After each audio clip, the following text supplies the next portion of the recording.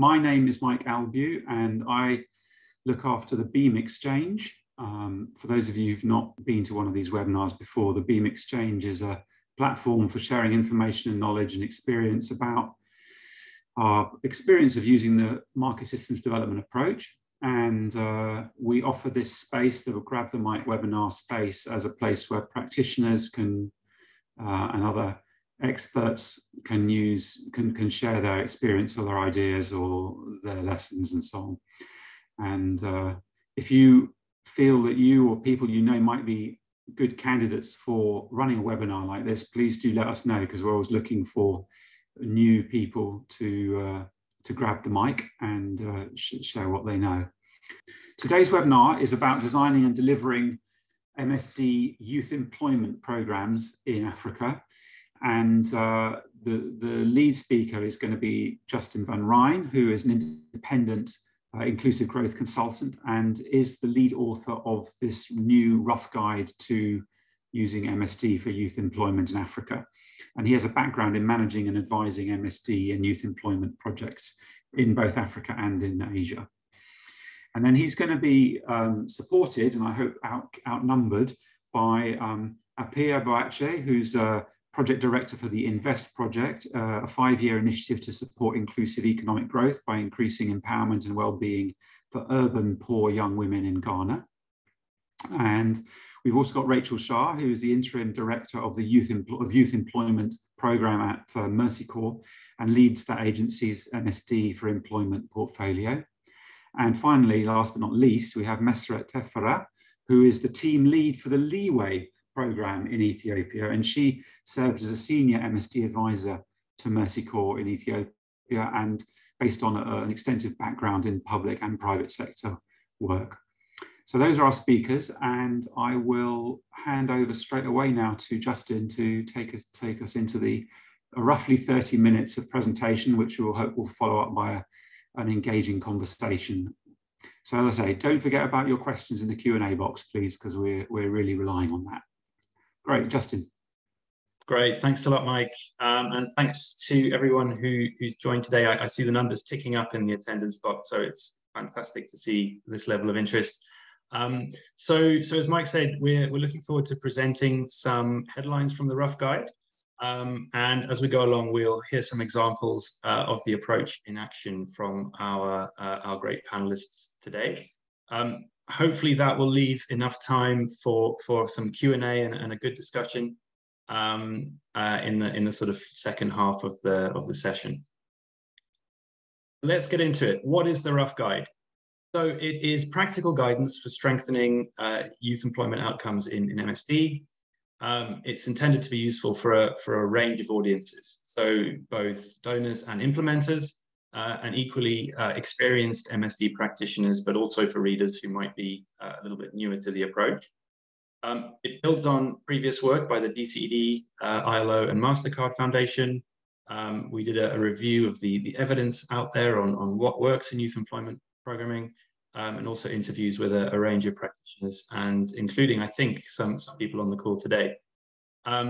It's written alongside the M4P operational guide. So if you're looking for a sort of start to finish walk through the MSD life cycle, that's the place to start. And as well as being useful guidance in its own right, we're really hopeful that it can be a focal point for dialogue and debate about this interesting and challenging area. Why is it relevant? So, going through this research, I was sort of surprised again and again by some of the statistics that you read about this challenge. So, for example, we've got something in the region of 12 million new entrants into African labour markets each year, versus just 3 million formal jobs being created. Thoughtful. And because most of the young people there can't afford not to work, we end up in the situation of huge scale underemployment and working poverty. And as usual, the most marginalized are often the hardest hit by this sort of situation. Now, this has been on the radar of governments and researchers and the donor community for some time. Interest continues to grow, and we've got some different schools of thought within that group on how best to tackle the challenge. we're hopeful that MSD can be a useful contribution in terms of being a bit of a focal point, a bit of a shared framework, start bringing that diverse and sort of equally valuable experience together. It also aligns really well with that evidence on what works, you know, so sort of confident that we're aiming in the right direction. So we'll go into some selected findings now. You can see the MSD life cycle there in blue. We obviously don't have time to cover everything that's in the rough guide, so we've picked a sort of small handful of topics. We'll start by some thoughts on conceptualizing youth employment systems. We'll go into thinking about segmenting target young people and defining employment priorities. We'll then touch on using relevant sectors, partnerships and tactics, finish up with measuring what matters in this space. So let's kick it off with this, this conceptualizing youth employment systems. So one thing that we discovered, you know, lots of different approaches to this, lots of different models in use. And, you know, I just want to put up front here that this is definitely not the only way to do it. But what we landed on was positioning the youth labour market as our primary system in the middle there. We've got economic sectors on the demand side on the left, so that might be wage employment, it might be self-employment. And on the right-hand side, we've got the handful of supporting functions and rules that matter most in the context. Why is this a useful way of thinking about it? I think the main thing here is that it supports that initial focus on those big picture labour market issues. So by scanning the labour market first and foremost, we pick up those big demand supply dynamics, we see where jobs are being created or lost, and we also see who is and isn't working. And armed with that information, we can start to direct our follow-up investigation and our energy into the areas that matter most in that context. It might also get people out of their comfort zones a little bit. So if you're an MSD practitioner, you know, and your background is working with a sort of oral lens, you know, it's a really good way of encouraging you to think about links with the labour market. So that's the theory. Now let's hear about it in practice. So LIWAY in Ethiopia is a really interesting case example of using this type of joined up. So I'd love to bring Meseret in to talk us through how the different parts of that program fit together. Thank you so much, Justin, and happy to share what we're doing for the LIWAY program. So LIWAY is a CEDA-funded MSD program focusing on creating of employment opportunities for women and youth in the city of Addis. So it is a consortium program, so it's 4 international NGOs coming together, trying to tackle this challenge, SNV, TechnoServe, Mercy Corps, and Save the Children. And the way we go about it in terms of conceptualizing how do we create employment opportunity is looking at, we call it different systems. And if you look at in this framework, it definitely fits in how the rough guide conceptualize the whole system. So one element of it is the demand side. In the demand side, for Addis context, we see micro enterprises as well as medium and large enterprises as being the major employers in terms of both self-employment as well as wage employment. So we separately look at those as a separate systems where we try to tackle constraints to, for example, begin or expand micro and small enterprises. So it could be access to finance, access to information. So we identify different constraints that hinder micro and small enterprises not to employ many of our target participants. So that's one area that we design different interventions on. The second is medium and large enterprises. For our target participants, we know, their huge capacity in terms of hiring more of our participants, but they do have different constraints in their business practice and processes that needs to be improved for them to be able to do that. So we design different interventions with medium and large enterprises. So even if we work with these both, different, as you call it, sectors, we only will be focusing on the demand side. So we added and look at the labor system in general, as well as the skills element that needs to be in place to have a whole picture of the market. So in the labor market, what we look at is, even if like we have a number of jobs being open, there are systemic and infrastructural problems that needs to be solved so that the labor market functions well. In this framework, we call that, supporting systems.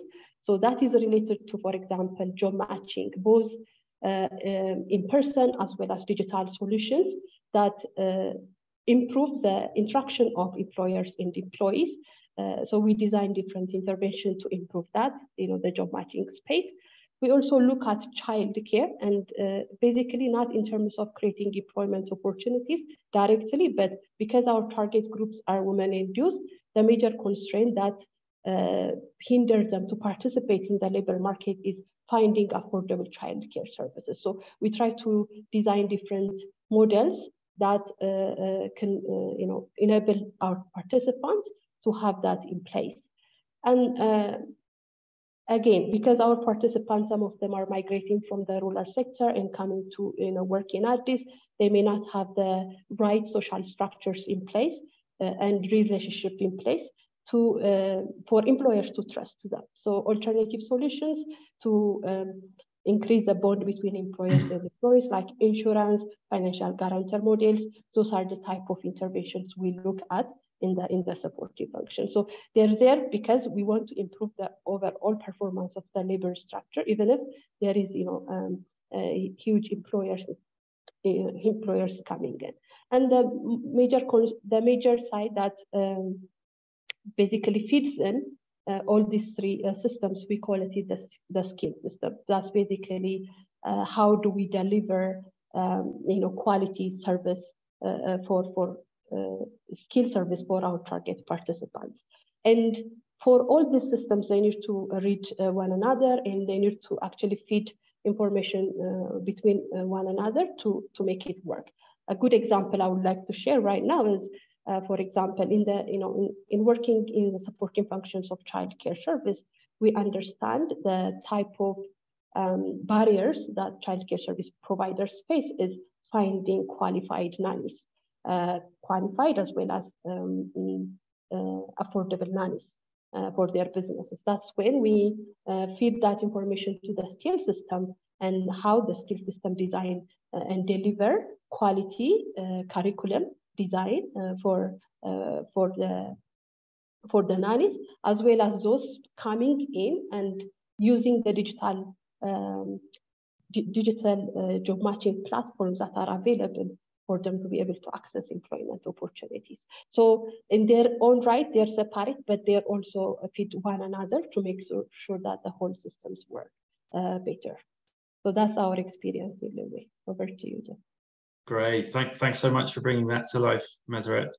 We'll move now into the second topic, which is around defining a target segment and employment priorities. So on the target segment, different groups of young people obviously have very different experiences of the world of work, but you'd be surprised at how often everybody is still sort of lumped together under a single youth banner. So some smart segmentation can really help us build a targeted strategy. And the rough guide suggests using characteristics like sex, urban versus rural location, employment status, and so on. To help define who we're actually building these programs around. We need to find the sweet spot here. Also be careful about overdoing it. You can layer on so many characteristics that you end up with nobody left in the target segment. But once we know who that target segment is, there's an opportunity and a need to really build understanding of that group. I can't emphasize this enough. This is twice as important if you're not from the group. And this includes all sorts of hidden things around informal norms. So, for example, labor market discrimination. We also need to watch out for our own assumptions. Not every young person wants a formal job. Not everybody is going to be interested in our skills training offer. Youth participation can be quite helpful in this area. So, for example, bringing on board members of the target group as researchers or members of an advisory group but that should be meaningful. So, you know, as part of a longer term commitment to building skills, or building up positions that have an influence over the direction of the project. So we'll turn to our panel again, and this time to Rachel. Rachel, could you share some insights about how you've approached this issue of defining and understanding youth segments in your work? Yeah, absolutely. And sorry, I'm joining from my phone because my computer crashed, so I hope you can still all hear me fine. Yeah, so this is a real tension in our projects, and we're still learning and piloting different approaches at the moment. But in short, I think the tension is between exactly what Justin was just talking about, which is the individualization that is needed to get employment outcomes that really work for people. So people's lives look very different, and what they want from the world of work and need from the world of work is very different. But obviously we can't just program for individuals. So how do we bridge that tension between not wanting to lump everybody together, as Justin was saying, but not having the resources to program for individuals? And so what we've been trying to do in our programs is to divide whatever group we're focused on in terms of workers and or job seekers into different segments or profiles of people that have a lot of similarities between them. So they may have similarities in terms of what they need. Perhaps they really need job security. Perhaps they really need to be able to pivot and adapt very quickly. Perhaps they have capital to invest or they don't have capital to invest. Perhaps they have certain assets like land or they don't. So it's sort of understanding the different segments within a group, and then yeah, not thinking that that means that everybody within that segment is exactly the same, but understanding that within any group of workers and job seekers that we're looking at, there may be 9 or 10 kind of different groupings that we can program for and design our interventions for. And to actually work out what those groupings are, we do really intensive research. So we've been building a period of sort of 2 or 3 weeks of research into the beginning of every MSD for employment program that we do. Our most recent program, I think, did about 90 or 100 interviews with different members of their target group. And then we're using that data from those interviews to kind of come up with different segments that we will then take into account with our sector selection and intervention design. So I hope that makes sense, and would love to hear what others are doing as well. That's great. Thanks so much, Rachel. Okay, so the next point here is around defining youth employment priorities. I think a lot of us, you know, get that this is not about just creating more jobs. It's also about improving the quality of new and existing jobs, and also about improving access for the target segment. And I found that the jobs triangle quite a useful model. You can see it there on the right-hand side, just sort of mapping that out. Now, achieving all 3 of those outcomes sustainably and at scale would be a dream outcome. But unfortunately, probably not always realistic in every context. So, for example, if you're targeting short-term opportunities at large scale, you know, potentially that means trading off a bit of quality.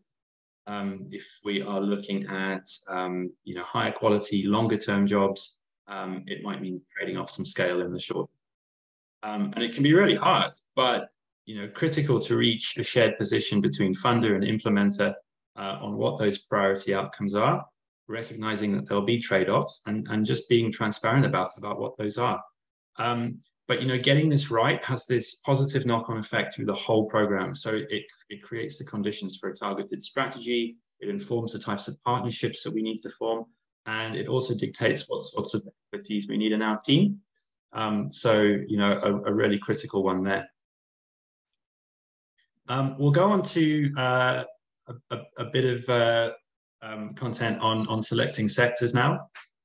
So this came up again and again through the research as well. You know, what are the right sectors?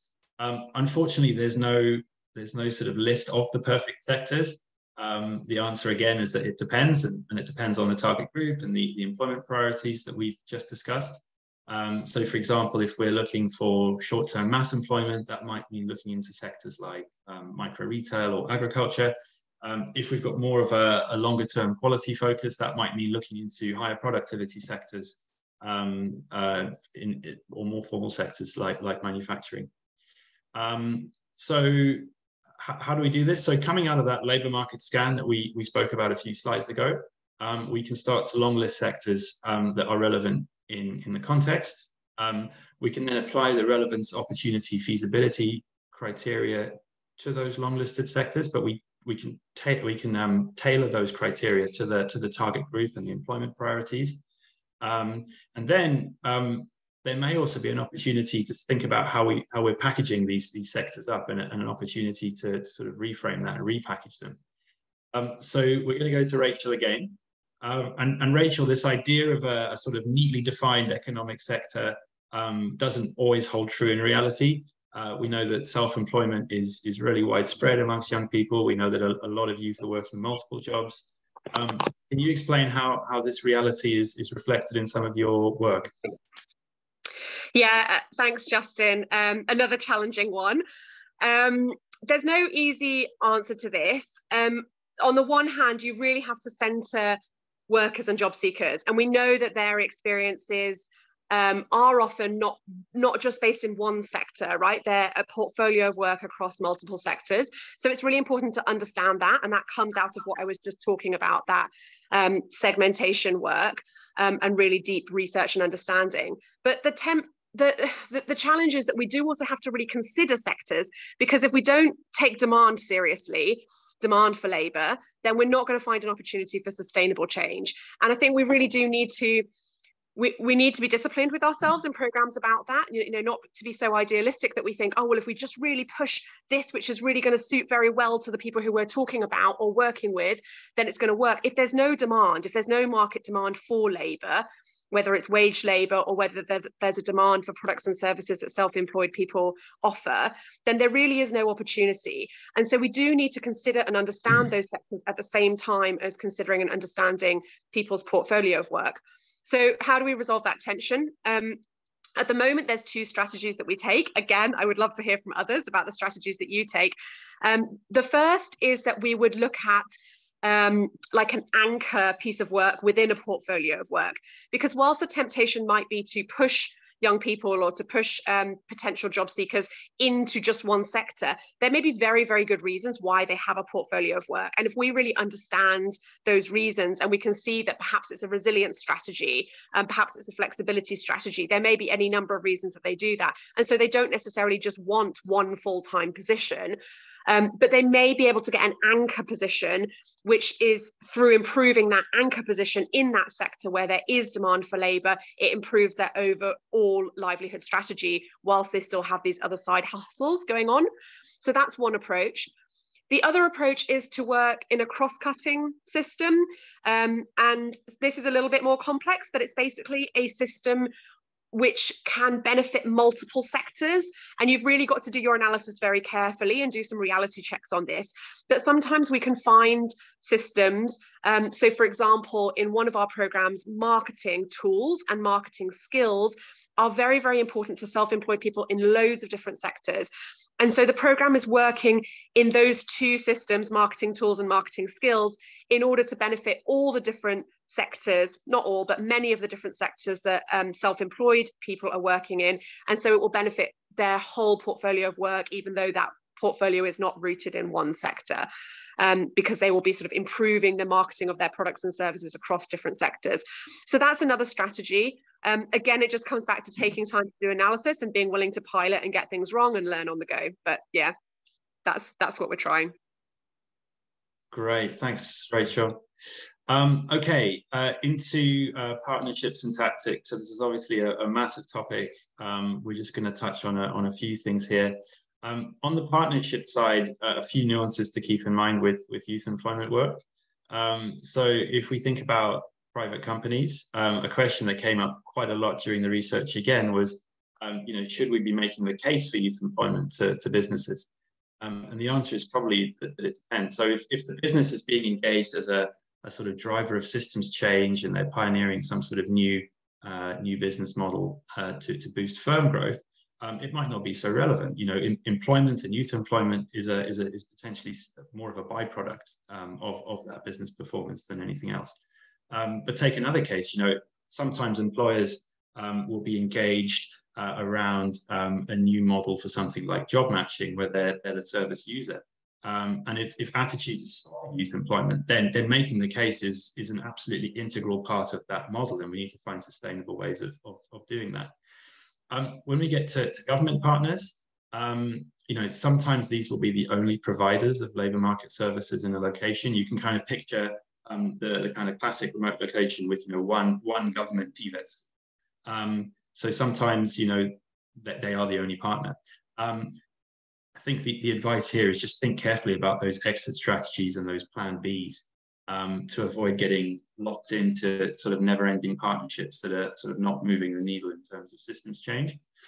And then when we get to youth-specific partners, and here I'm thinking sort of youth networks, youth associations, you know, youth influencers, just ask the question, you know, how is engaging those partners helping to support systems change? And just sort of do a bit of a sense check there that we're not engaging them just for the optics. When we get into tactics, you know, we all know that MSD is working towards systems change via facilitation rather than direct service delivery, but this can be a really fine line. So, for example, between subsidizing training as proof of concept for some sort of systems change versus subsidizing training as service delivery. And that sort of context I've just touched on, you know, with limited services, this can be an even finer line and an even more difficult thing to get right. But nevertheless, you know, we do need to keep an eye on it because if we do stray into that service delivery territory, you know, we can start to compromise sustainability. So let's bring it to life. I've got a question for Appiah next. So a number of the interventions on Invest, Appiah look to build the skills and employability of young women in Ghana. How's the team navigating some of the challenges around sustainability of that side of the project, in particular the skills interventions? Great, thank you so much, Justin, for your question. So Invest is a 5-year initiative that's been funded by Global Affairs Canada. We look at the Ghanaian labor market and how young marginalized women access employment via skills training. And so skills training is seen as a vehicle to access decent work and fulfilling work, that being both wage and self-employment. Our interest is in strengthening system actors on both the supply and the demand side to provide demand-driven and gender-sensitive skills training, and then facilitating women's entry into the labor market via those focused interventions. So early on, we conducted a gender labor market analysis to pinpoint some of the root causes that women experience when they're as barriers when they're trying to enter into the labor market. And then as well, looking at some of those skill gaps that exist within emerging and growing sectors in the labor market. We prioritize those barriers that some of those barriers that we found were issues of access, issues of public perception, the quality of instruction, and then we focused on piloting a wide spectrum of solutions to address all those said barriers. So we had everything from financial products to challenge schemes to behavior change campaigns and training and industry-focused service support. And one of the examples I can give you is we focused heavily on the issue of access. So we had an assumption that access because of information or access because of finance were barriers for women. And so we took a two-pronged approach. We looked at both financial products, and then we looked at this idea of a scholarship scheme. And the scholarship scheme, we ended up partnering with the Ghana Chamber of Construction and Industry, which is a industry apex membership body. And we seeded funds within the scholarship scheme. And then we looked to them to source for funds from within their membership, but also from within industry, to then be able to provide a sustainable method for providing scholarship funding to women interested in particularly male-dominated skill areas. So that was one way that we looked at addressing this issue of access and sustainability. Then on the other hand, we were looking at how we could create these financial products, because obviously scholarships, this isn't something that can support everyone. It's a more curated thing. And so we conducted this landscape analysis on the various financial products that exist within the market, micro loan institutions that would be interested in piloting them. And then we ended up coming to the conclusion that that particular product that we were looking at maybe wasn't right for our target demographic and the specific skill level of entry that we were looking at. And so we had to pivot. So adaptability is really important, I would say, when you're trying to come up with different solutions, and also understanding that sustainability is really important. Another issue area that we focused heavily on was perception. So there was this idea that in Ghana, TVET is for the quote unquote unlearned, or those who are like less academically inclined. And so there's been a very big push, both from the government regulator, but also from a lot of the projects in the country that are implementing TVET projects to reform the idea or the brand of TVET. And so we were looking at that both on the supply side, but then also on the demand side. And so we really looked at the perception within industry of women in male-dominated spaces. And so how we could come up with various options to get them to pay a bit more attention to being more intentional about gender inclusive recruitment strategies, or having gender policies in place that would create more of an enabling environment for young women interested in entering into those spaces. So we developed this innovation fund that would help companies to come on board. It was a matching fund. They would come on board to pilot various workplace solutions or upskilling opportunities for young women. And then we would capture that information and package it as case studies that we could then disseminate out into the larger kind of stakeholder group to understand and the incentives and understand the motivations by why these companies felt it important to invest in these types of solutions. So these are some of the ways in which we try to address sustainability, understanding that the various solutions that we're looking at are pilots, and those that work well, we look at ways to scale them, and those that don't, we pivot and adapt and look at alternative ways. Thank you. Great, thanks so much, Appiah. All right, so we're on our fifth topic now, so measuring what matters. You know, another really big one, so I'm just going to go through in pretty short order. You know, I think some headlines first of all. You know, no single way to measure success here. You know, there isn't a sort of boilerplate template for the perfect program or perfect measurement system, and also a bit of a potential here to get quite lost in some complicated labor market measurement methodologies. So to make information useful for the whole team here, you know, this needs to be well understood, and that probably means focusing on a few things that matter most. Let's just touch on two layers of measurement here. So we'll touch first on measuring employment outcomes. So again, just potential to get lost here in this big sea of employment indicators. There are some links in the rough guide to indicator sets, and I think the recommendation here is just choose a few that are most relevant in line with your program's employment priorities, coming back to the jobs triangle. And a quick note just about setting expectations. Creating a job, and particularly creating formal wage work, it's hard, it's expensive. You know, make sure we're not overcooking our assumptions around job creation targets. And just make sure that we are testing and retesting those assumptions to make sure we're not overestimating what's possible in the context.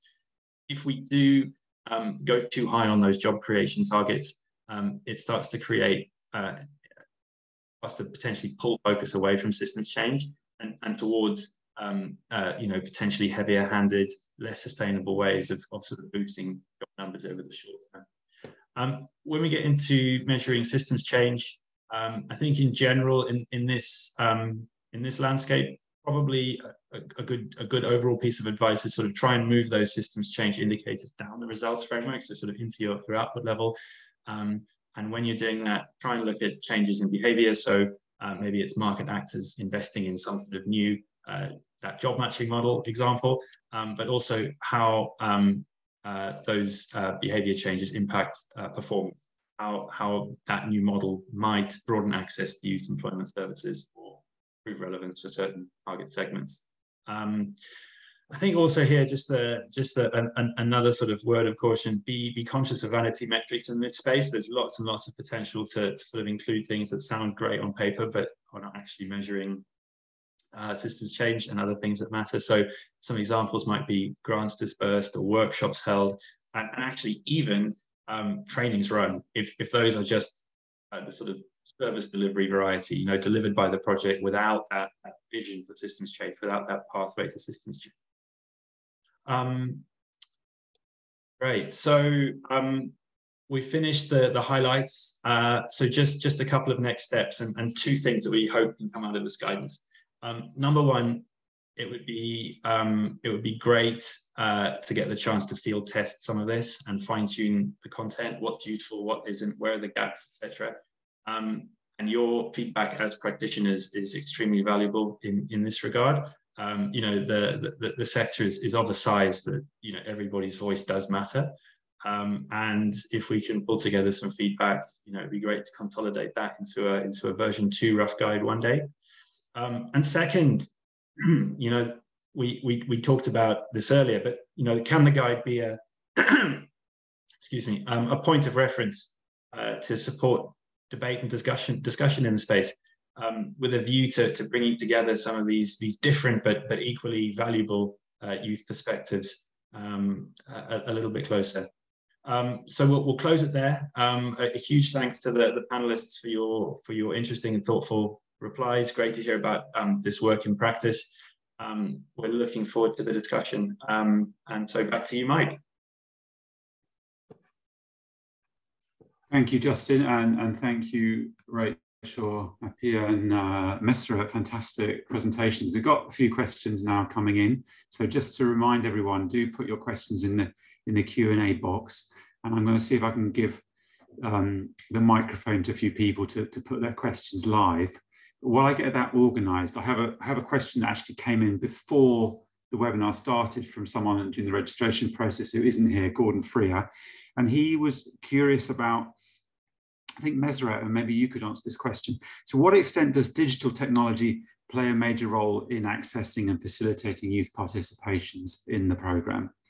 And if that's significant, what strategies can you suggest for overcoming the sort of digital divide, the digital deserts? And I think there was also Abdi asked a very similar question in the chat, in the Q&A box. So we'll kind of cover that as well. Okay, thanks, Mike. So I think there is a couple of ways that we can see how technology is playing, you know, a significant role in the labor market. So one way to look at it is we're looking at new spaces where we didn't thought about, and you know, companies coming in, creating something as a potential new job opportunities. So creating a separate business, and you know, making sure that, you know, they're hiring new people that didn't exist before. So you look at technology playing a role in the demand creation side. Companies are also using technology in terms of access to information. The way they used to access information and now is changing, and the way they source their supplies as well. To, for example, as different factors of production, technologies, you know, we're seeing technology playing a role in there. Another aspect is actually how job seekers and employers are coming together and meeting with one another. I think that's where we see job matching platforms playing a very dominant role, and really showing like it can change the dynamics of how the interaction between these two parties used to happen. So in the urban settings, we see technology playing a role in different aspects of the demand and supply side of the equation. And knowing that, we know that especially in our context, technology might not solve everything. So that's where we need to be a little bit innovative in coupling digital technology with kind of face-to-face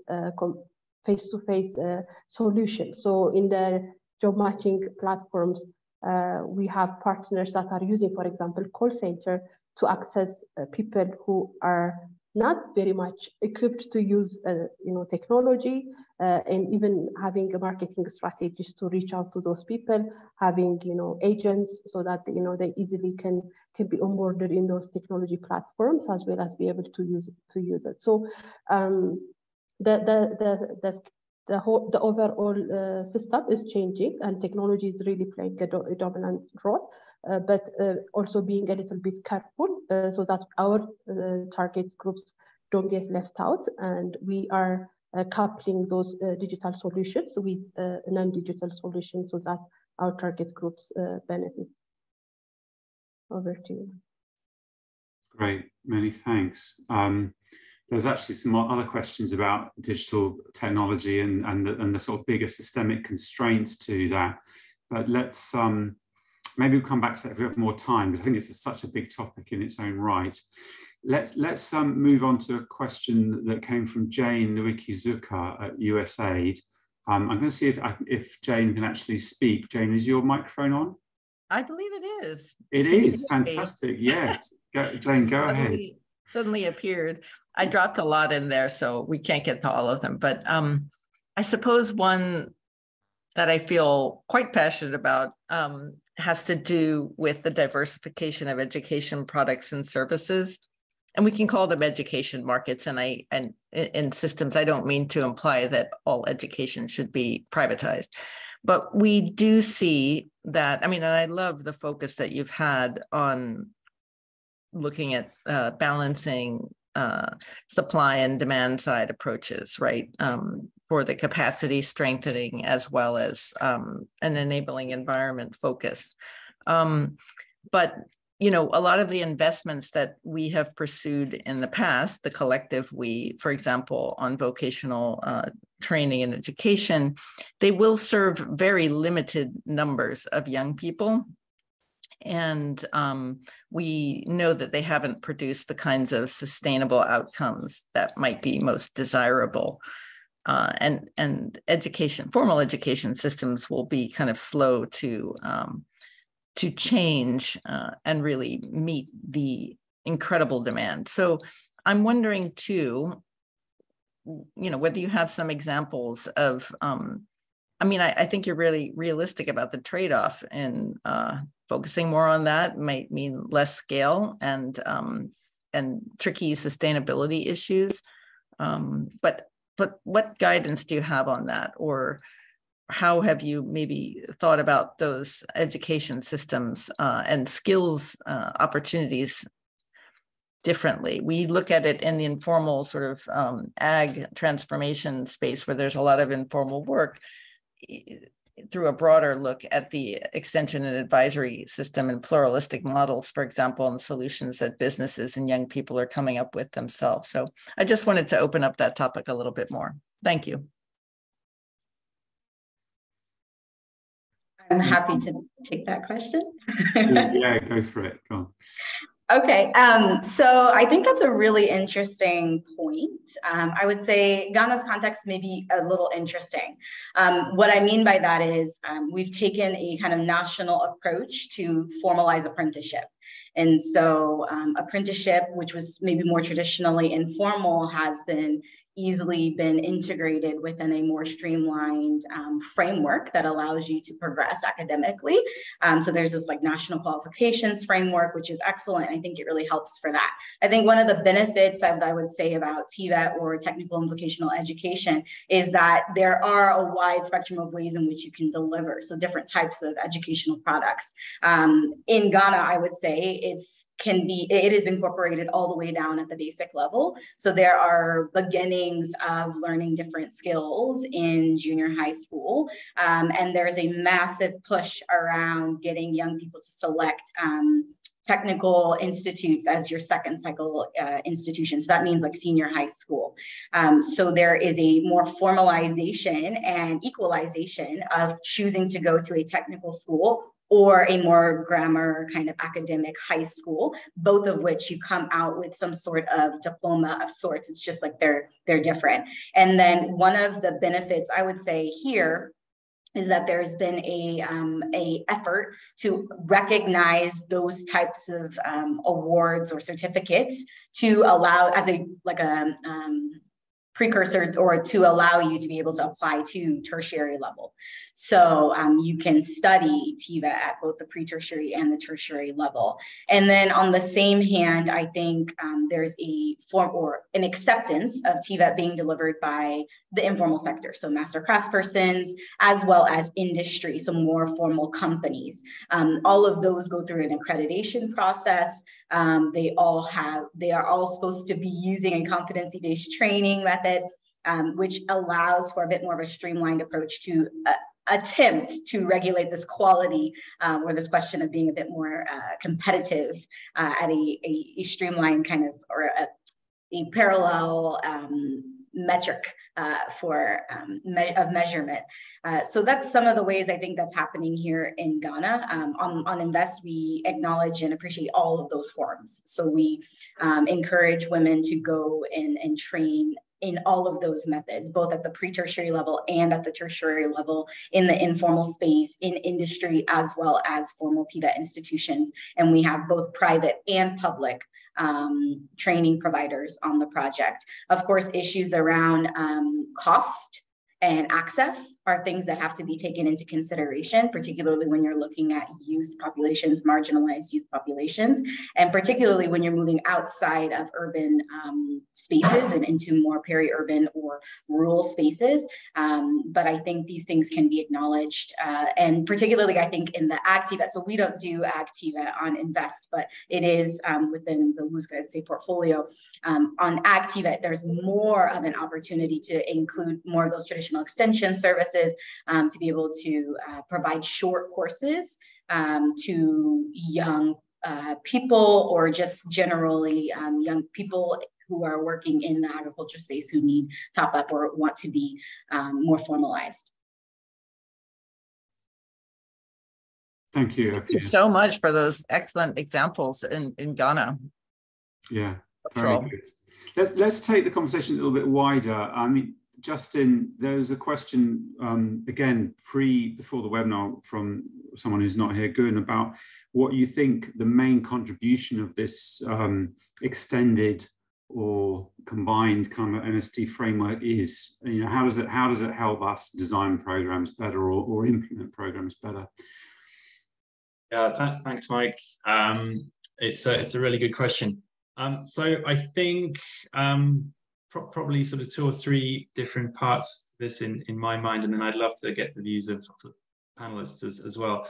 I think it helps us highlight some of those nuances that might be overlooked. So for me, a really big one, you know, my background is a bit more on the kind of sectoral focused MSD. For me, just remembering those interlinkages with the labour market is critical. For me, that's an absolute game changer to the way I think about this. And so, you know, nuances like that, I hope add some value. And I sort of talked about comfort zones earlier. You know, I think this is a space we, you know, myself included, you know, we approach it with certain, sometimes preconceived ideas or premeditated solutions, as much as we try not to.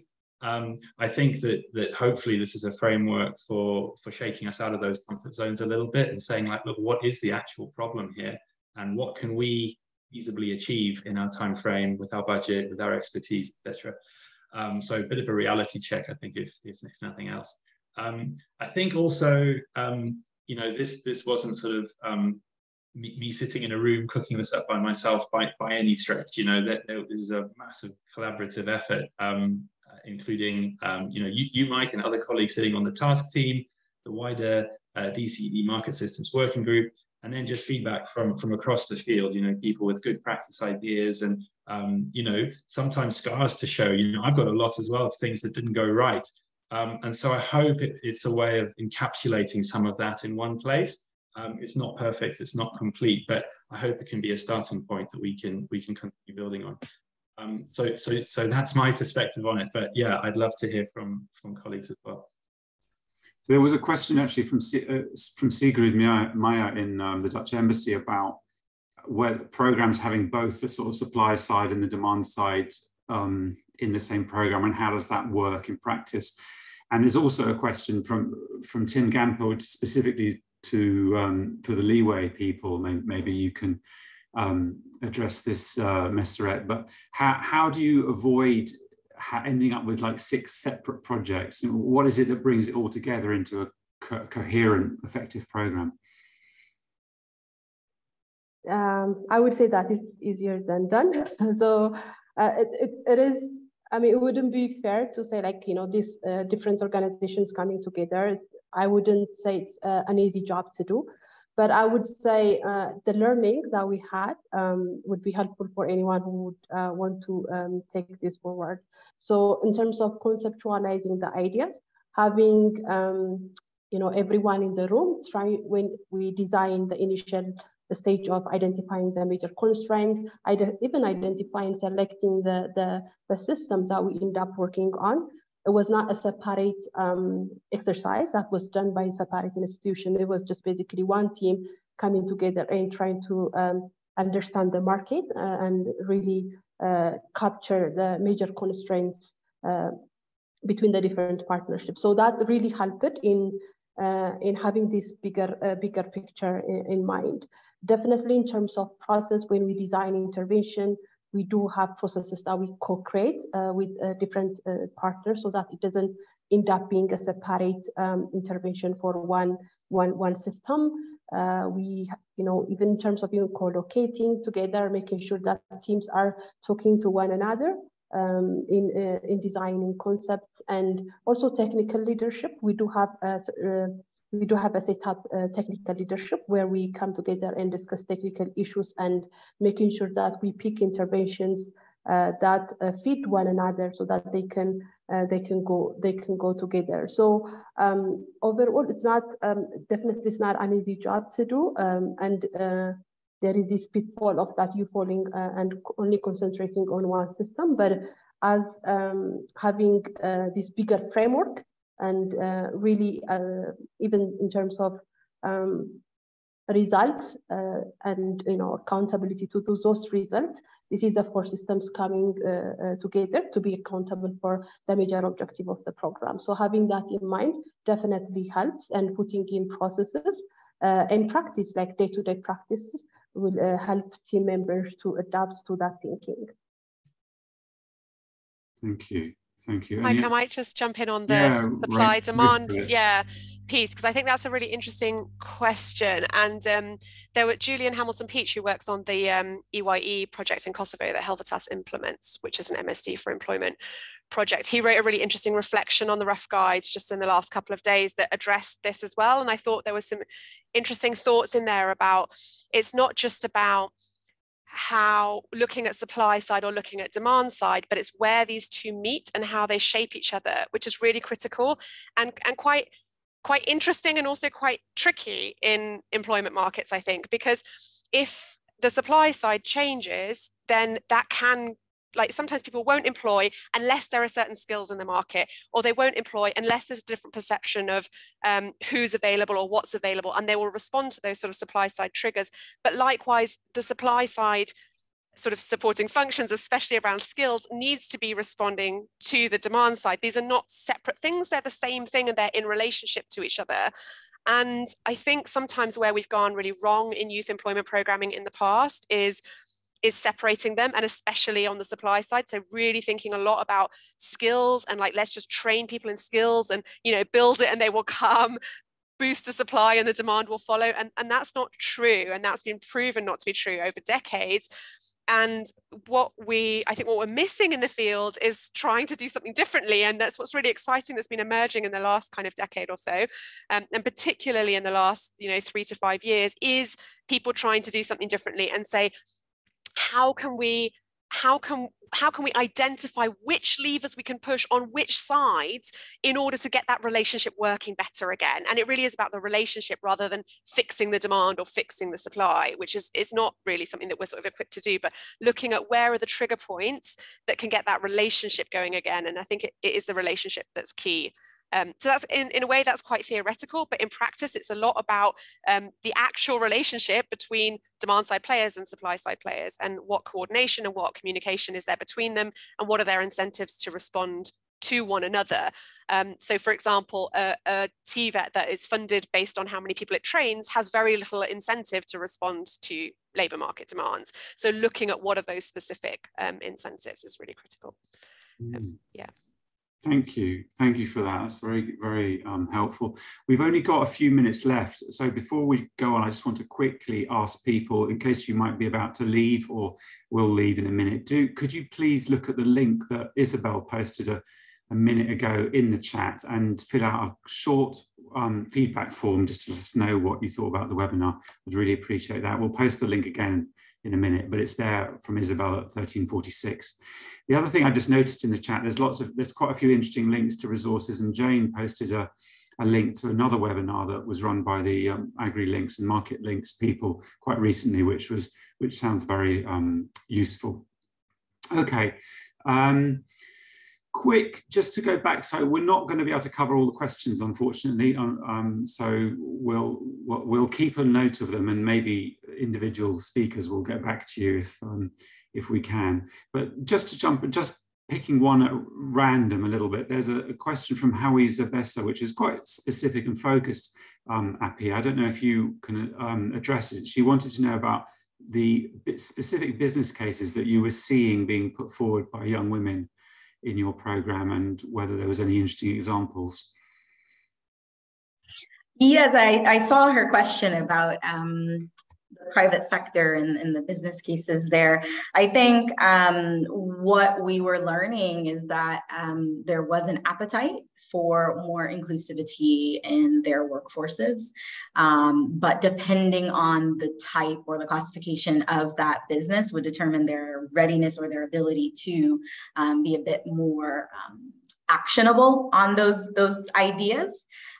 So for instance, some of these more like multinational companies who really don't have a need for our challenge fund, the incentives, like Rachel was mentioning, you would have to target a bit more specifically what is actually their incentive behind engaging young women. And so the whole idea of the Innovation Fund was to try and create this business case that if you employ more women, this will have this kind of impact on your company. So this is still very much we're in the weeds. So the business cases are yet to be out. But what I can say anecdotally is that it's very interesting. On the kind of informal masterclass person side, you see a strong willingness, but not enough funds for the matching element. And so I think the question was around what happens or are there any business cases around people who can't do that matching fund?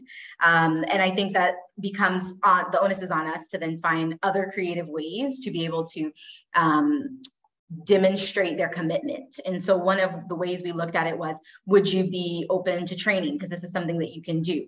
Or for instance, one of the large trade associations had wanted to several of them actually wanted to build toilet facilities and changing rooms, but they already are master craftspersons, so they have the skill, right? So it was, okay, what kind of, how do we quantify your building services? Or you have an architect, how do you, quantify, the drawing services, and then we can capture that as a contribution underneath this kind of matching element. So those were some of the ways that we tried to tweak it. So we looked at that, and then we also looked at the possession of the land as well, because they had that, and then the ability to train, because we were obviously open to apprenticeship as a viable method. Of course, they needed to be fully accredited and approved to deliver skills training, but we were open to also providing and facilitating that process to formalize them as well. Great, thank you. I'm afraid we have run out of time. I want to just emphasize a couple of things. We will send an email to everyone with the link to a recording of the webinar, so please share this with any of your colleagues who you think would be interested. I know a lot of people are on leave today, especially in the US, so do share the links around that Isabel will send you. She'll also include in that post-webinar email all the links that have been posted in the chat, so don't worry about losing the chat. We'll send you all those links, and you can follow up things there. And if the speakers are happy to, we'll share their email address as well.